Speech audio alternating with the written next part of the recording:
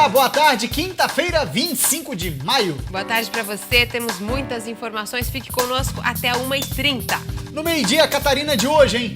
Imprensa internacional garante ter tido acesso a documentos exclusivos que comprovam o avião da Lamia estava com seguro suspenso e, além disso, não poderia voar até a Colômbia.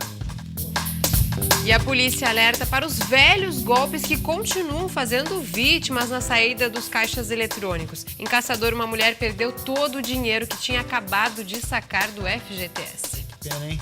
E conheça detalhes da vinícola catarinense que foi premiada 2 vezes por ter um dos melhores espumantes do Brasil. É essa Santa Catarina que dá e dá muito orgulho, né? Verdade. Hoje tem também, nós vamos falar sobre um alerta aí para gripe. A campanha de vacinação termina amanhã e no meio oeste mais uma pessoa morreu por causa dessa doença. Tem que levar a sério a campanha, hein? No esporte, o reencontro da Chapecoense com o Avaí após a final do estadual já gera muita expectativa.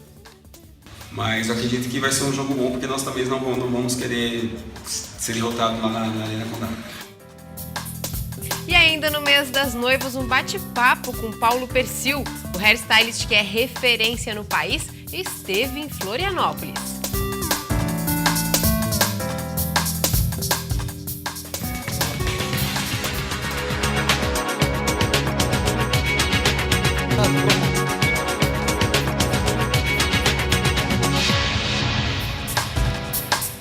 Meio-dia e 32, lembrando que você pode sempre participar conosco nas nossas redes sociais e durante o programa, principalmente através do nosso WhatsApp. É isso aí, gente, ó, o nosso WhatsApp, o telefone, para você que não sabe ainda, é o 48 99904 9904. Agenda atenção a todos na medida do possível, mas você, por favor, interaja conosco. Também estamos no Facebook, /Meio-Dia Catarina, Twitter e Instagram, também interagimos por ali em @Meio-Dia Catarina. E o My History do Instagram nosso é muito bacana, gente. Mostramos os detalhes dos bastidores, tá aqui o nosso estagiário, o Tiagão, sempre fazendo fotos bacanas, vídeos legais. Então, siga-nos também no Instagram. Temos muitos assuntos hoje para trocar aí com você, através do nosso WhatsApp, aqui com as informações da nossa equipe. Começando pelo catarinense que perdeu a mão depois que um rojão estourou na mão dele. Perdeu a mão não, perdeu parte da mão. Mas a imagem é impressionante. O Rua Todescate tem mais informações, está na redação. Boa tarde, Rua. Como foi isso? Boa tarde, Cibele. Boa tarde a todo mundo que acompanha o Meio-Dia Catarina. O jovem Vitor Rodrigues Fregulha, de 21 anos, estava na manifestação em Brasília contra o presidente Michel Temer ontem. Ele é morador de Araranguá, estudante, como eu já falei, 21 anos de idade. E a suspeita, o que tem levantado principalmente a imprensa local lá em Brasília, é que ele estaria tentando arremessar um rojão contra policiais quando o rojão acabou explodindo na mão do jovem. Ele perdeu 3 dedos da mão direita, já passou por cirurgia ontem mesmo para tentar recuperar ali parte da mão. E essa informação, inclusive, do rojão, que ele estaria tentando arremessar contra os policiais, é uma informação que circula na imprensa lá de Brasília, mas não foi confirmada pela polícia. A gente vê as imagens aí do momento exato que o jovem catarinense está ferido, sendo socorrido ali por outro manifestante. A CUT informou que ele recebeu atendimento no hospital lá em Brasília, passou por cirurgia, já está se recuperando. A parte da mão foi recuperada, conseguiram ali consertar graças a essa cirurgia, mas infelizmente 3 dedos ele acabou perdendo da mão direita, o jovem de 21 anos, morador de Araranguá. A CUT informou ainda que cerca de 30 ônibus saíram de Santa Catarina para participar desta manifestação que aconteceu ontem em Brasília contra o presidente Michel Temer. A gente segue acompanhando as novidades sobre esse caso, Cibele. Tá certo, isso mesmo. Rua segue de olho lá nas notícias, nas redes sociais, tudo que está circulando. Mais uma manifestação aí relativa aos áudios que vazaram, né? Que o presidente Michel Temer estaria comprando o silêncio do ex-deputado Eduardo Cunha. Gerou manifestação, gerou conflito e acabou tendo esse acidente aí. Como o Rua disse, não foi confirmado se realmente o jovem estava querendo arremessar na polícia. Mas, de qualquer maneira, fica o alerta, né, que esse tipo de artefato não seja levado às manifestações que são legítimas, desde que não seja usado esse tipo de artefato, né, Gustavo? E além disso, né, Sibeli, o que a gente viu foi uma verdadeira falta de organização por parte dos organizadores da manifestação. Ah, mas a gente não pode evitar a presença de fulano, de ciclano. Não, tem responsabilidade? Sim, claro que tem.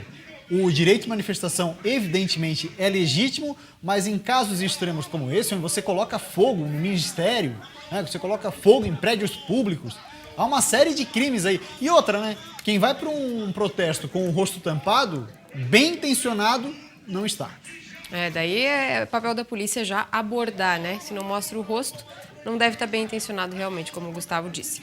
Um grave acidente entre um carro e uma retroescavadeira foi registrado na manhã desta quinta-feira no centro de Capinzal. Você vê as imagens aí? O condutor do carro foi socorrido pelo Corpo de Bombeiros e encaminhado até a emergência do Hospital Nossa Senhora das Dores com ferimentos aparentemente leves. Já os danos materiais do veículo, como a gente pode ver, impressionam, né? Foram de grande proporção.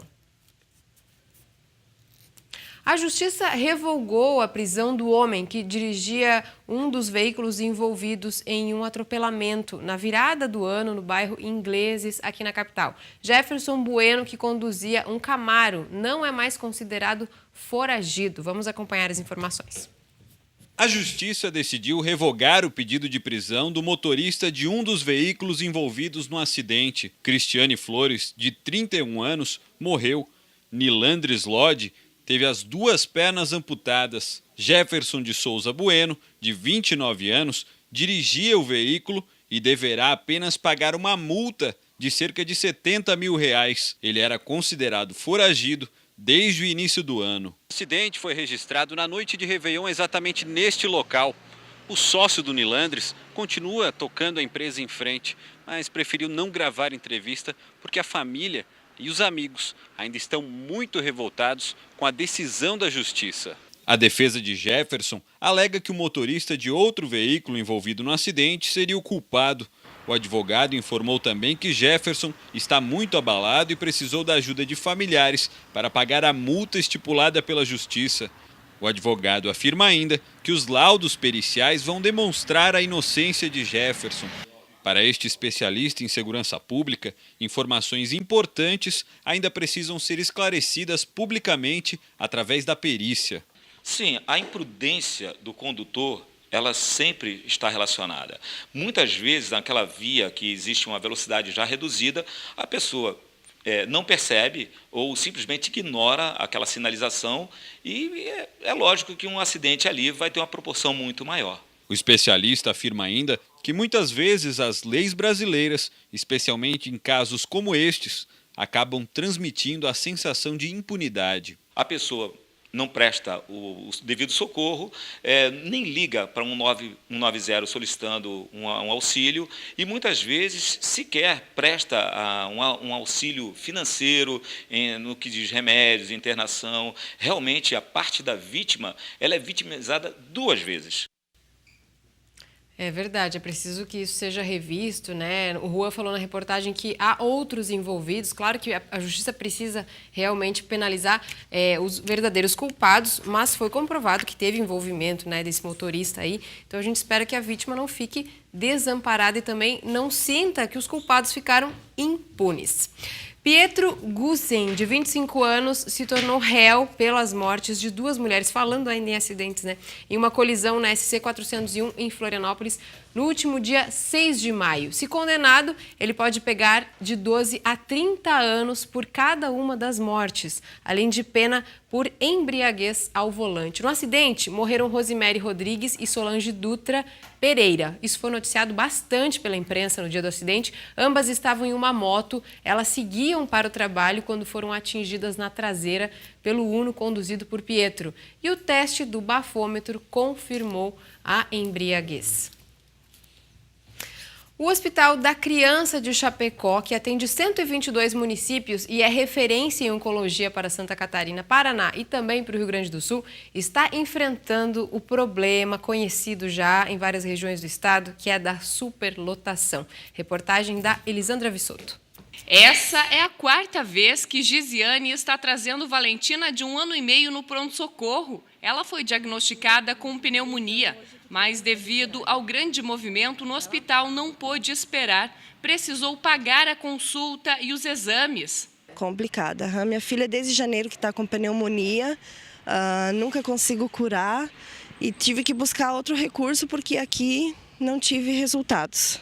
Situação que preocupa os pais, já que o hospital está superlotado e muitas crianças estão aguardando atendimento no pronto-socorro. Fazem todos os exames, todo esse procedimento, para não estar deixando internado e fazem um tratamento em casa. E uma porque não tem mais leito e vaga, né? Então acaba indo para casa para fazer esse tratamento, né? Com 50 leitos, o Hospital Materno-Infantil é referência em oncologia para 122 municípios de Santa Catarina, Paraná e Rio Grande do Sul. Em abril, o pronto-socorro atendeu mais de 18 mil crianças, 90% desse público é de Chapecó e outros 10% de municípios vizinhos. De acordo com a administração, a unidade tem apenas 3 médicos que realizam em média 200 atendimentos por dia. Nós não temos mais leitos para internação, porque também nós temos muitos casos de isolamento, que são crianças com necessidade de ser isoladas, e isso dificulta o volume de leitos. Aí você tem que perder 2 até 3 leitos por causa de cada criança, dependendo da sua enfermidade. Um estudo para ampliação da estrutura na ala oncológica está sendo realizado. Isso possibilitaria o aumento no número de leitos para os casos considerados mais simples. A gente continua acompanhando essa situação. E agora um alerta para aqueles velhos golpes que a imprensa não cansa de avisar aí, mas que pelo jeito os bandidos sempre dão um jeitinho de continuar fazendo vítimas. A polícia alerta também para que as pessoas fiquem atentas. Em Caçador, uma mulher foi vítima de golpistas que levaram todo o dinheiro do FGTS que ela tinha acabado de sacar do banco. A mulher saía da agência bancária com cerca de R$4.000 que havia sacado do FGTS. Ela teria percebido que um homem deixou uma bolsa cair e foi ajudar, quando outro homem se aproximou oferecendo uma possível recompensa. Ele havia dito que tinha uma grande quantidade de dinheiro na bolsa e que estava indo devolver ao verdadeiro dono, que gratificaria os envolvidos, inclusive ela. O golpista então teria se oferecido para segurar a bolsa da mulher e, com a bolsa em mãos, ele fugiu. A polícia foi acionada, mas ninguém foi localizado. A polícia alerta para esses golpes que, apesar de serem prática antiga dos bandidos, estão cada vez mais frequentes. E aqui em Videira também aconteceu a mesma coisa, ainda pela manhã, um golpe semelhante, só que dessa vez não foi uma bolsa, foram valores, foi um celular e, se eu não me engano, também uma carteira. Quando vão sacar determinada quantia, pessoas idosas vão com seus netos, com sobrinhos, filhos, mas que estejam acompanhados. Tá certo, né? Não vale reforçar aí. É preciso prestar atenção, principalmente se você está sacando dinheiro, mas também para não cair na lábia aí dos bandidos, né? Ninguém vai dar dinheiro para você. Ninguém vai dar dinheiro de graça, gente. O que se tem que ter em mente é o seguinte. Eu penso da seguinte forma. Quando tá muito fácil, aquela história, quando a esmola é demais, o santo desconfia. Então, eu vou dar R$1 e vou ganhar 2.000. Alguma coisa errada tem, sempre. Alguma coisa errada não, é pilantra que tá na tua frente. E outra característica tem que ser tudo muito agora, é imediato. A pessoa não vai dar tempo de você fazer uma ligação, falar com alguém, tirar dúvida. Então não caia nessa, esse golpe é muito velho, a polícia sempre alerta. Esse e outros tipos parecidos. O problema, né, Sibeli, que esses covardes, a maioria das vezes, eles agem contra pessoas de idade, né? Aí são desavisadas, são mais fáceis de serem ludibriadas, né? E tudo mais. Pois bem, Sibeli, o pessoal está interagindo conosco aqui via WhatsApp no 489-9904-9904. O seu José, que mora no bairro Madrid de Palhoça, ainda falando que a gente mostrou há pouco, do catarinense que perdeu parte da mão naquelas manifestações ontem que aconteceram em Brasília. Ele disse assim, quem organiza um evento é responsável pelo evento. Né? Não me venham com essa de que vândalos se infiltraram no movimento porque não cola, diz o seu José. A CUT e a Força Sindical são responsáveis por tudo e devem ressarcir o Estado por todos os prejuízos. Tá aí a opinião do seu José exposta aqui. Se você discorda, seu José, mande recado. Agora, é claro, né, que a gente vendo as cenas aí, e convenhamos, né, um cidadão que tá com um rojão na mão, ele vai fazer o quê? Vai botar embaixo do quê? Como eu e o Mu fazia quando era criança, botar embaixo de uma latinha e ver ela explodir? Não, né? Ele vai atirar em alguém. Né? O objetivo dele é atirar em alguém. Não me vem, eu tava ali e não queria atirar em ninguém. Não, vai fazer o quê com um rojão no meio de uma manifestação? Não é São João, pô? Apesar de estar vestido, mas, enfim, não é. Agora, também tem um recado aqui do Reinaldo do Estreito, viu, Reinaldo do Estreito? Muito obrigado pela sua audiência, você continua mandando seu recado, um grande abraço pro Reinaldo, lá do bairro Estreito, sempre ligado com a gente, né, Sempre ligado com a gente. Ó, depois do intervalo tem futebol. E olha só, reviravolta, e pelo menos uma nova perspectiva sobre o caso do acidente da Chapecoense. Informação que foi divulgada hoje na imprensa internacional. 12h46 e a gente volta já com essa notícia.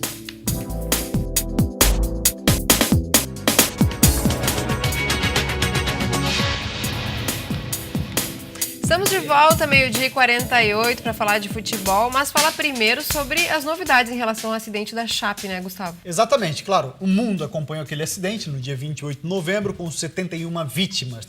O que acontece agora é o seguinte, Sibeli, uma nova perspectiva sobre o caso. Pois bem, todo mundo sabe, logicamente, que faltou combustível no avião. Ok, isso não é novidade, né? O que tem se dito insistentemente.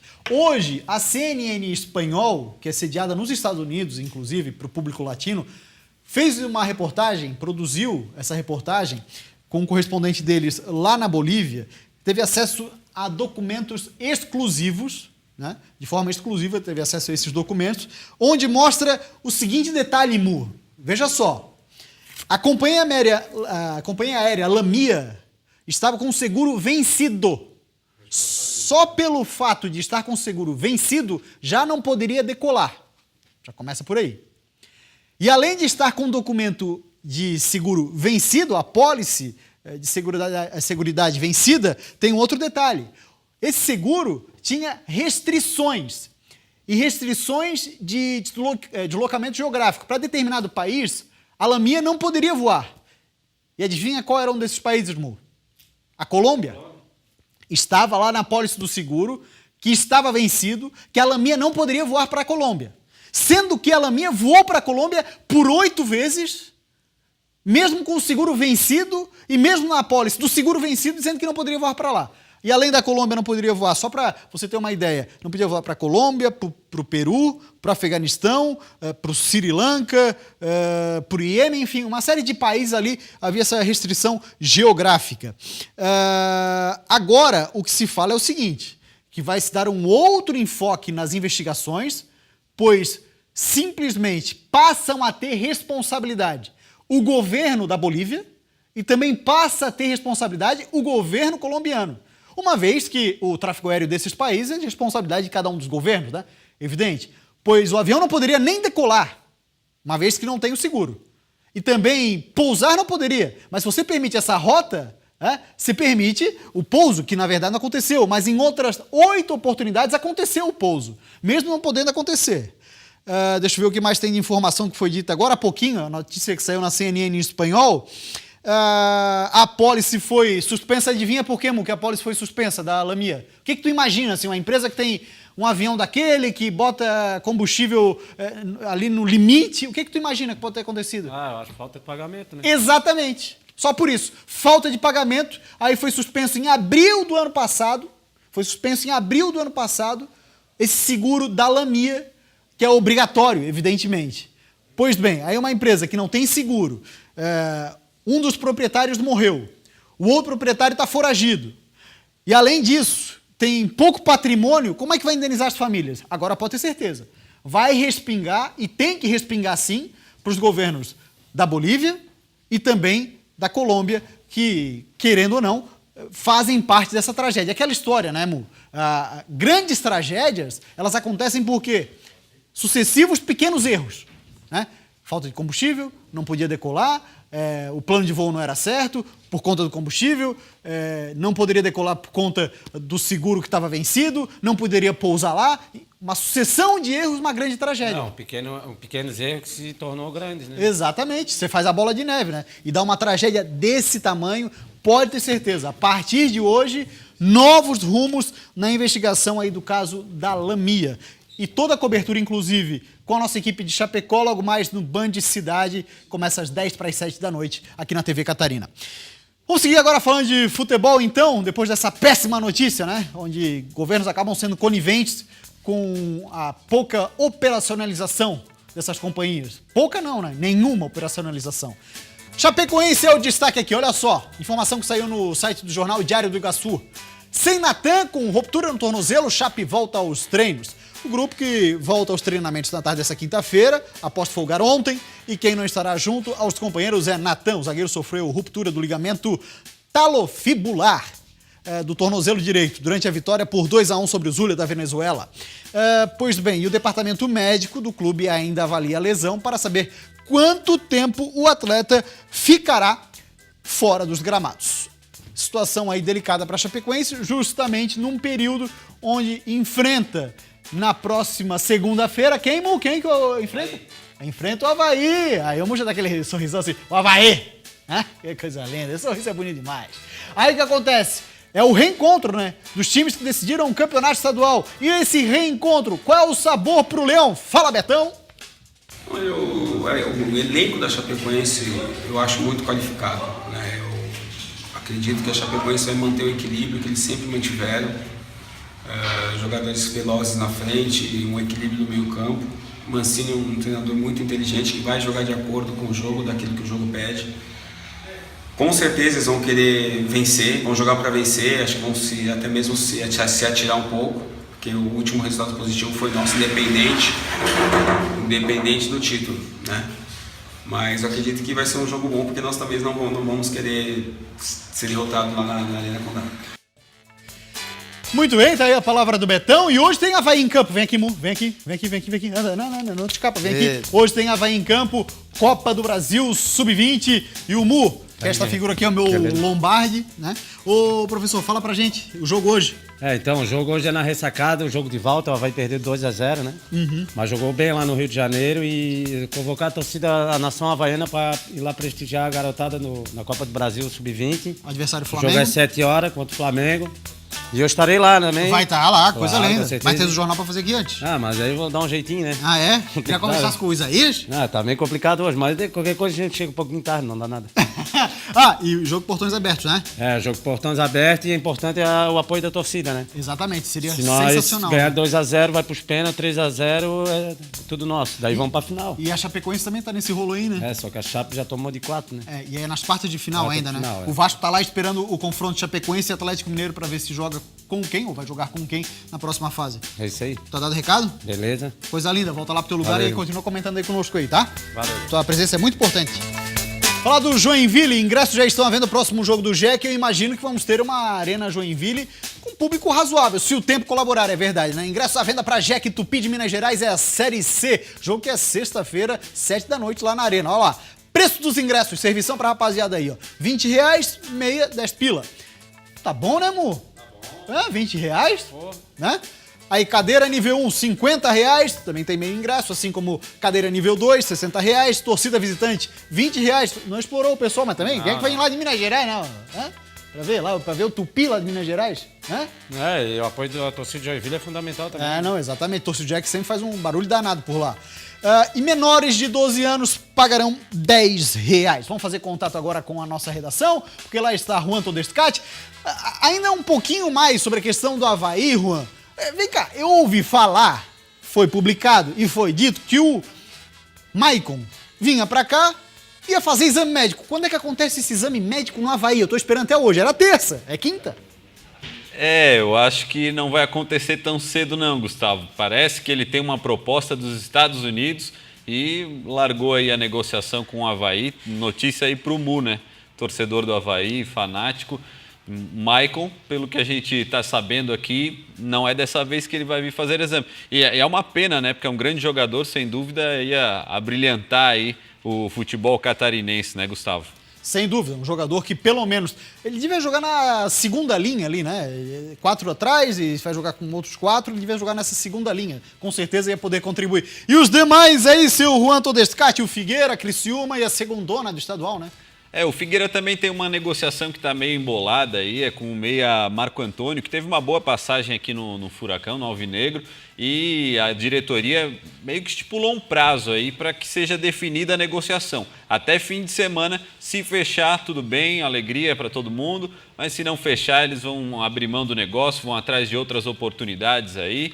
Então, a negociação até o fim de semana, ou fecha ou não fecha. Esse é o prazo final da diretoria do Figueirense para a contratação do meia Marco Antônio, que teve passagem aqui no Alvinegro, como eu já falei, uma boa passagem. A torcida tem boas recordações do meia, muita gente torcendo para o retorno dele ao Figueirense. Vamos aguardar até fim de semana. Com certeza, segunda-feira a gente traz novidades sobre a contratação ou não do meia Marco Antônio. E vamos falar do Criciúma também, destacar uma declaração ontem do Alex Maranhão. Não basta toda aquela polêmica para renovar, ele pediu um salário maior, toda aquela negociação com a diretoria do Criciúma. Ontem ele recebeu a bola de bronze do Campeonato Catarinense, toda aquela cerimônia, ficou bastante feliz com o resultado, mas quando estava saindo já da cerimônia lá, dessa premiação, ele já deu a seguinte declaração: eu esperava a bola de ouro. Só isso que ele queria, não queria a bola de bronze, mas no final das contas ficou contente de levar isso para Criciúma. Lembrando que o Criciúma joga amanhã em casa no Heriberto Wilson contra o América Mineiro, às 7h30 da noite, pela Série B do Campeonato Brasileiro. E o Alex Maranhão, com essa declaração aí, encerra a nossa participação de hoje aqui no Meio Dia Catarina. Ele acha que merecia a bola de ouro, Gustavo. Rapaz, o Alex Maranhão tem dado umas bolas fora aí, né, meu? Coisa complicado, né? Complicado. O ego tá alto. Pois é, rapaz, mas pouco aí vai barrar o Cristiano Ronaldo. Um abraço, valeu, Juan Todescate. Um abraço, até a próxima. Até a próxima, valeu. Então, atualizar todas as informações dos clubes, agora sim vamos abrir espaço para a rapaziada que interagiu conosco no WhatsApp, Sibeli. Muitas participações falando do Avaí, principalmente desse jogo aí que o Mu chamou. Opa! Vamos mandar um abraço para João Batista de Lages, que está conosco. Ele gostaria de saber se o Zé Love está quase recuperado ou não, se está fazendo muita falta para o Figueirense. E pediu para mandar um abraço. Olha, é um dos nomes que o Figueirense contratou para que resolvesse o problema no ataque. Se machucou, jogou, e quando jogou até, de certo modo, convenceu. Agora me assusta como ele foi contratado, porque jogou 2 partidas e logo se machucou. Mas a situação dele é um pouco grave, vai pelo menos mais um mês ainda. O Lucionei de Santo Amaro está falando ainda da manifestação lá em Brasília. Diz que não deveria ter ido lá, porque de qualquer maneira jogaria rojão em qualquer um dos manifestantes. Podia machucar até quem estava ao lado dele na manifestação e tudo mais, né? Muita irresponsabilidade. Tem também o Marcos Bela Vista 2 dizendo que, fazendo uma brincadeira aí, que o fato do Avaí estar jogando só as segundas talvez seja para já ir se acostumando com a segundona. Uma provocação para os havaianos, né? Interessante que vem 2 jogos em seguida na segunda. Pois é, exatamente. A Avaí jogou 2 partidas consecutivas na segunda-feira, com São Paulo e agora com a Chapecoense lá na Arena, quando as 2 fora ainda. O Mo achou interessante também, então. Registrar também a participação do João Batista de Lages. Um abraço para vocês, continuem conosco. Muito bem, gente. Muito obrigado pela participação de todos no WhatsApp. Continuem interagindo. Depois do intervalo, agora é 1h01, a gente vai ter a previsão do tempo. E a gente vai falar também sobre a gripe. Se você ainda tem alguma dúvida, manda pro WhatsApp que a gente pergunta para nossa entrevistada. Amanhã termina a campanha de vacinação. Se você está no grupo prioritário, tem que correr pro posto de saúde. A gente fala mais sobre isso já já.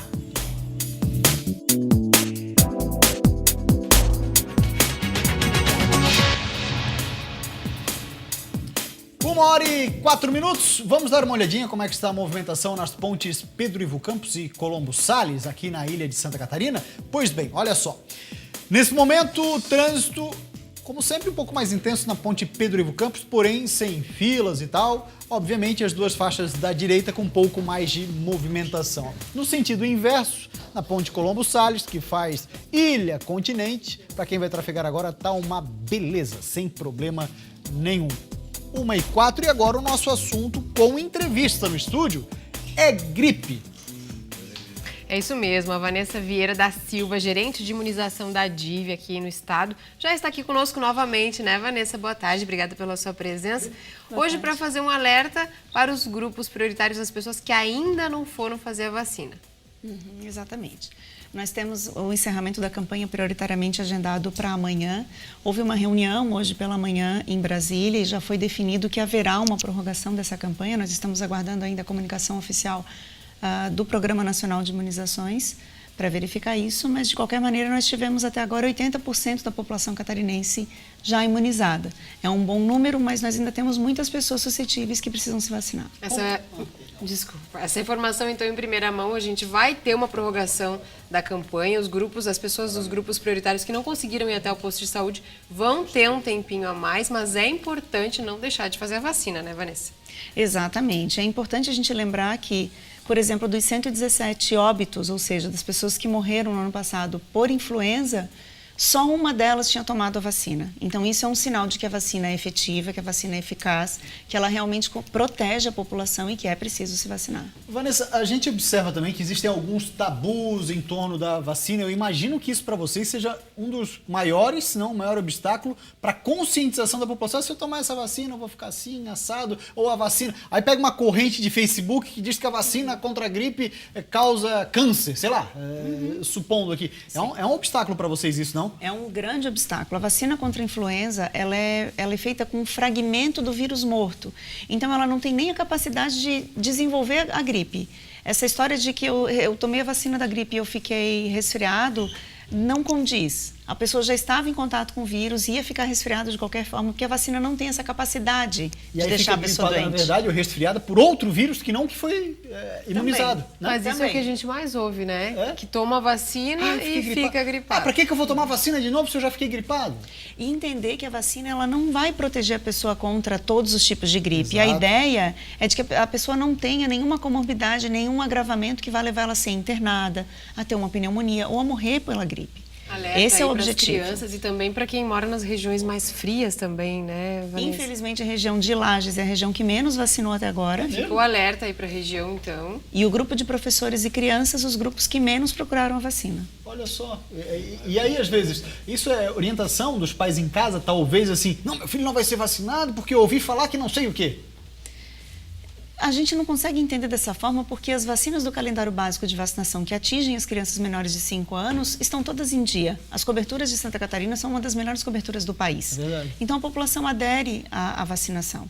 A gente tem aí um alerta em nível nacional de que mais de 300 mil pessoas ainda não foram vacinadas. Mas esse alerta não serve para Santa Catarina, que seria 20% apenas que ainda não se imunizaram das que estão no grupo de risco. Vamos reforçar quem faz parte do grupo de risco, Vanessa? Sim, são todas as crianças menores de 6 meses a menores de 5 anos de idade, as gestantes, as puérperas, que são as mães que tiveram bebê até 45 dias após o parto, os trabalhadores de saúde, os professores, as pessoas com doenças crônicas e os idosos acima de 60 anos de idade. A gente teve nessa semana a confirmação de mais uma morte lá no Meio Oeste. Aquela região está sendo bem coberta em relação às vacinas ou ainda está pendente? Toda essa região da Serra Catarinense e do Meio Oeste ainda é uma região que tem a vacinação com índice muito baixo. O Extremo Oeste não. O Extremo Oeste, inclusive, já alcançou a cobertura. A disponibilidade da vacina está lá. O que falta é a conscientização da população em buscar a vacinação, né? Porque Sim. não dá para ir de casa em casa vacinando. Alguns municípios já acenaram que vão fazer um novo dia D nesse sábado, para que a população possa ter acesso. Alguns outros municípios, como Canoinhas, por exemplo, já está fazendo uma extensão do horário, está trabalhando até mais tarde essa semana para que a população possa chegar no posto também.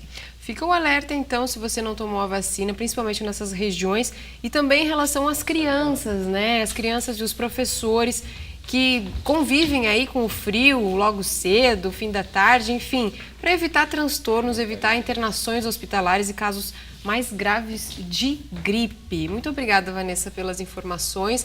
A gente espera aí que a população vá até um posto de saúde, é de graça. É só ir ali rapidinho, vacina, já está imunizado contra a gripe. Obrigado, Vanessa, pela sua participação. E agora vamos de previsão do tempo, contato com a Epagre-Cirã. E hoje é a vez de Marcelo Martins.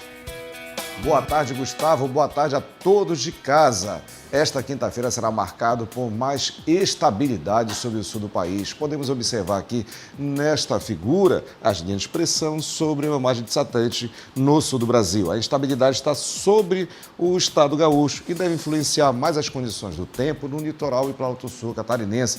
Mesmo assim, a condição de chuva é muito pequena. O que predomina mesmo é um sol entre nuvens ao longo desta quinta-feira. A sexta-feira não será muito diferente, sempre um pouco mais de nuvens nas áreas mais próximas ao estado gaúcho. E no sábado para o domingo passa uma frente fria pelo sul do Brasil, a nebulosidade volta a se intensificar, ocorrem pancadas de chuvas com trovoadas e há o risco de temporal localizado. Até lá, o que predomina é o calor e também o abafamento por causa da umidade um pouco mais elevada. A gente está com o vento de nordeste e deve predominar assim até a passagem da frente fria. No mar, a visibilidade ela é boa e a altura de ondas é em torno de apenas meio metro. Eu sou Marcelo Martins, meteorologista da Ipagre-Cirã, com as informações do tempo para o meio-dia, Catarina. Gustavo? Valeu, Marcelo Martins. Muito obrigado pela sua participação. A primeira etapa das obras do anel viário tão falado, né? Anel viário aqui na capital, vão demorar mais um pouco que o previsto para serem concluídas. Os imprevistos durante a obra fizeram com que os trabalhos fossem suspensos e o contrato com a empresa que está realizando a obra precisasse ser readequado. Vamos conferir. A obra de duplicação da Rua Deputado Antônio do Vieira, no bairro Pantanal, em Florianópolis, teve início há quase um ano. De lá para cá, a empresa ainda trabalha na nivelação do solo, já que o terreno cedido pela UFSC é mais baixo do que a rua. O trecho faz parte da primeira fase da obra do anel viário, que promete melhorar a mobilidade urbana da capital. A obra ela segue. A ideia é que ela prossiga por toda Antônio do Vieira, chegando até o terminal do centro, que é a primeira etapa de 7 quilômetros. Já na beira-mar, as obras começaram no final de março, com a retirada do asfalto, já que todo o trajeto do anel viário será de concreto para dar mais durabilidade e suportar o peso dos ônibus. Mas aqui neste trecho da beira-mar, ao se retirar o asfalto, se percebeu que o solo era mole demais. E por isso as obras tiveram que ser paradas para que um aditivo fosse feito no contrato com a empresa responsável pelos trabalhos, prevendo a colocação de um material de pedra que desse mais resistência e estabilidade ao concreto. Com isso, esse trecho, que já deveria estar pronto, deve levar de 30 a 45 dias a mais para ser concluído. Mas é importante justificar que a equipe de trabalho que estava no local foi deslocada para frente para dar continuidade à obra. A primeira etapa do anel viário terá 7 quilômetros e toda a obra uma extensão de 17 quilômetros. Um projeto de 146 milhões de reais e que o poder público espera concluir dentro do prazo de 4 anos. Agora vai ter o seguinte, né, Sibeli? Quando ficar pronto isso aí, pelo andar da carruagem, essas coisas como acontecem no Brasil, quando ficar pronto, já vai estar defasado, vai precisar duplicar já essa duplicação. Porque é sempre assim, demora, meu Deus do céu. Tem que torcer que se resolva um contrato logo. Readequado, ora, não deu para ver lá no início que o contrato já estava errado? Poxa. E uma obra tão esperada aqui, né? Um dos grandes gargalos próximo ao UFSC, todo mundo sabe bem como é difícil passar por essa região. E uma boa notícia para os pescadores do bairro João Paulo, na capital. Depois de mais de 20 anos de espera, o trapiche, uma antiga reivindicação da comunidade, finalmente começa a sair do papel. O edital de licitação para a contratação da empresa especializada para a construção do trapiche do bairro João Paulo foi lançado pela Prefeitura na semana passada. Os mais de 80 pescadores da região aguardavam por essa notícia há mais de 2 décadas. Esse trapiche é uma obra prometida muitas vezes na administração anterior e que agora, em apenas 5 meses de governo, a atual administração conseguiu torná-la realidade. A colônia de pescadores do bairro João Paulo é uma das maiores de Florianópolis. Aproximadamente 60 famílias vivem exclusivamente da pesca por aqui. E a construção do trapiche deve representar mudanças significativas no seu modo de trabalho. Com a maré cheia, não parece, mas o esgoto que jorra no mar transformou a areia da praia em uma lama escura e poluída. Com a maré baixa, até o mau cheiro é bem forte. trapiche aqui, a gente não precisa estar andando na lama, né? Lama, é caco de vidro, é um monte de coisa. Vários pescadores já se machucaram, corte no pé, tudo isso. O trapiche vai possibilitar que os pescadores atraquem seus barcos no mar, sem o risco deles encalharem na lama. A obra custará R$3 milhões. 2,3 milhões serão pagos pelo governo federal via Caixa Econômica e o restante pelo município. A estrutura prevê um porto pesqueiro artesanal de concreto com 250 metros de comprimento em forma de T, protegido de ressacas cíclicas, um sistema de cerca atenuando as ondas, pontões flutuantes para os barcos de pesca e lado direito para a expansão de vagas e barcos de passagem. Aqui, duas coisinhas bem rapidinho, tá, produção? É rapidinho. Primeiro, o comentário do Mu durante a matéria. R$3 milhões dá pra construir uma Hercílio Luz ali, segundo o Mu. Também achei bem carinho esse trapiche. Outra, ó, junta eu, o Mu, o Chiru ali pra ir lá fazer um trapiche e os caras levaram 20 anos pra fazer. Bota ali um pedaço de ripa de madeira, como o Chiru sugeriu, embaixo pedaço de plástico que vai boiar, vai funcionar com a maravilha. Vou te falar, hein? E o nosso telespectador, o Clóvis Gomes de Faria, entrou em contato com o Meio Dia Catarina com a seguinte reclamação. Abre aspas para ele. Com a recém-inauguração da pavimentação asfáltica na Caiaganga, tiraram todas as lombadas e calçadas. Assim, pedestres dividem espaço nas estradas com os carros. E para piorar a situação, a velocidade de motos e carros são muito acima do que a estrada permite. Pois bem, a nossa produção entrou em contato com a prefeitura sobre o caso, que respondeu. As obras de asfaltamento dos 3,8 quilômetros da rodovia Baldissero Filomeno, no Ribeirão da ilha de Santa Catarina, que abrangem a Caiaganga, foram iniciadas em janeiro e já foram concluídas pela prefeitura em meados de março. Agora estão sendo feitas as obras complementares do trecho, que incluem um assentamento de aproximadamente 4,2 quilômetros de meios fios e, inclusive, a construção de 8.840 metros quadrados de passeio, a famosa calçada, né? Devido ao financiamento pela Caixa Econômica Federal por meio do programa PAC da Mobilidade. Essa resposta, essa reivindicação, aproveito também rapidinho, Sibeli, para falar de um caso de um dos nossos telespectadores, que é ali do bairro Santa Mônica. Ele já mandou imagem para cá do esgoto e tudo mais, que está a céu aberto, bastante problema por ali, imagens horríveis. Ele mandou fotos pra gente.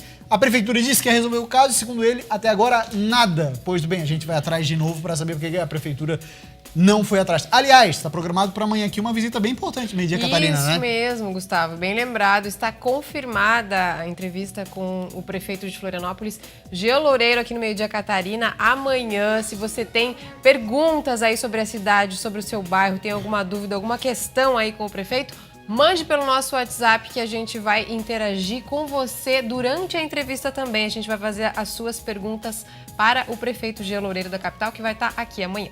É o Giovanni, lá do bairro Santa Mônica, foi quem trouxe essas informações ali do bairro, o esgoto a céu aberto, horrível, horrível. A gente vai verificar certinho, passa para a produção e amanhã, quem sabe, já damos um retorno para você. Exatamente. E depois do intervalo, tem mais Meio Dia Catarina. Ainda estamos no mês das noivas. Sim.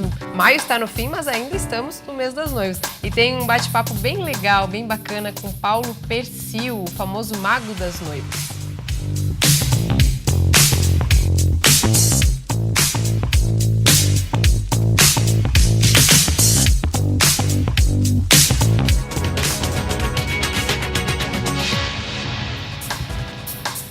Estamos de volta às 1h20 da tarde, agora para falar aí do rompimento das adutoras lá em Santo Amaro da Imperatriz, que deu o que falar, comprometeu aí a vida de muita gente durante toda essa semana. Ainda está causando transtorno para alguns moradores da Grande Florianópolis. Muitos bairros ficaram sem água desde domingo, a gente tem noticiado aqui, mas alguns ainda estão desabastecidos. São 5 dias com problemas no abastecimento de água. A Casan informou em nota que está avaliando os relatos de falta de água e reforçou que as equipes estão realizando os atendimentos. A nota diz ainda que o alto consumo, que é totalmente justificável, também fez com que o fornecimento fosse prejudicado. E a Casan alerta também que alguns sistemas podem ter ocorrido falha por causa da entrada de ar nos canos, prejudicando também o abastecimento, e que essas situações são pontuais e também estão sendo verificadas.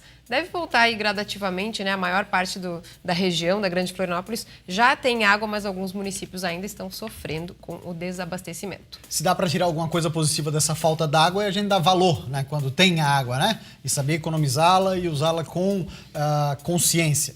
Muito bem, olha só. E uma moradora, a Jéssica, aqui de Florianópolis, ela mora, fez uma paródia com essa falta d'água aqui na região metropolitana. O vídeo está fazendo muito sucesso nas redes sociais e é o Despacito, né? Que ela fez É esse, né? Ela fez Despacito, ela fez uma paródia sobre a falta d'água. Claro, brasileiro é assim, a gente tem que levar na boa, né?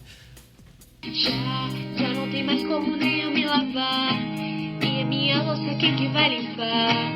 Se eu não tomar banho, tu tá sem apuros.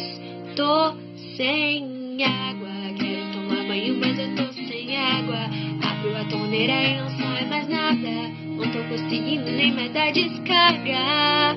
Tô sem água. Quero tomar banho, mas eu tô sem água. Abro a torneira e não sai mais nada. Não tô conseguindo nem mais dar descarga. Tô sem água.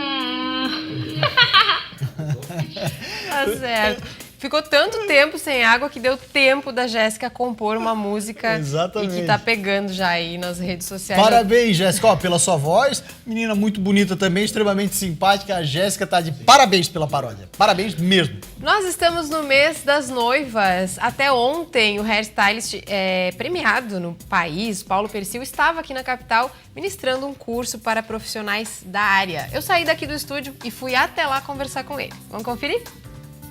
O Brasil é um dos grandes mercados de beleza do mundo, movimenta bilhões todos os anos e grande parte dessas cifras vem do mercado das noivas, que junto com as festas de casamento movimenta outros bilhões. Um dos nomes mais requisitados do mercado é Paulo Persil. Ele coleciona os principais prêmios da área e é considerado a maior referência em penteados no país. Não importa o tamanho da crise, se o orçamento está apertado, as mulheres não deixam de investir em beleza. Falando em beleza, estamos no mês das noivas e aqui ao meu lado está Paulo Persil, ninguém menos que o conhecido Mago das Noivas. A que você atribui esse título e tanto sucesso? O título veio por acaso. Quem me deu esse título foi a revista Vogue, que elegeu 10 profissionais da área de casamento que fazia a diferença no país. E eu tive a honra de ser considerado pela revista o Mago das Noivas. A partir daí começaram a me chamar de Mago e eu fui entender isso alguns anos depois. Não foi uma coisa muito rápida para eu entender que um título é importante para uma pessoa. Veio do carinho, do respeito, da atenção, dedicação 100% de corpo e alma à minha profissão. Acho que veio daí. A habilidade e o talento atraem seguidores e seguidoras de todo o país. Na capital, ele ficou por 3 dias compartilhando seus conhecimentos com profissionais da área, sem deixar de lado o bom humor, que é marca registrada nas aulas dele. Eu acho que a vida tem que ser divertida. Nós lidamos com festa, não dá para ser triste. Não é hospital que você tem que ter um certo cuidado, senão você troca o remédio. Eu nunca poderia trabalhar no hospital que ia trocar tudo. É alegria, tem que ser alegre, tem que ser festa. Você tem que encarar a crise como possibilidade, você tem que encarar a tristeza como alegria, que não dá tempo. O cabeleireiro não tem tempo de ser triste, não dá tempo de pensar em crise, porque as mulheres não param de se arrumar. Então tem que ser com humor o tempo todo. Com tanto talento, experiência e vivência atendendo as mulheres, ele deixa dicas preciosas. Seja você mesma. Eu acho que essa é a melhor dica. Nós temos o hábito de... É meio normal do ser humano querer se espelhar no famoso, na modelo, na capa de revista. Quando existe uma identidade nossa, que é o mais belo, tirar proveito de você, do que você tem, vai ser sempre o seu melhor.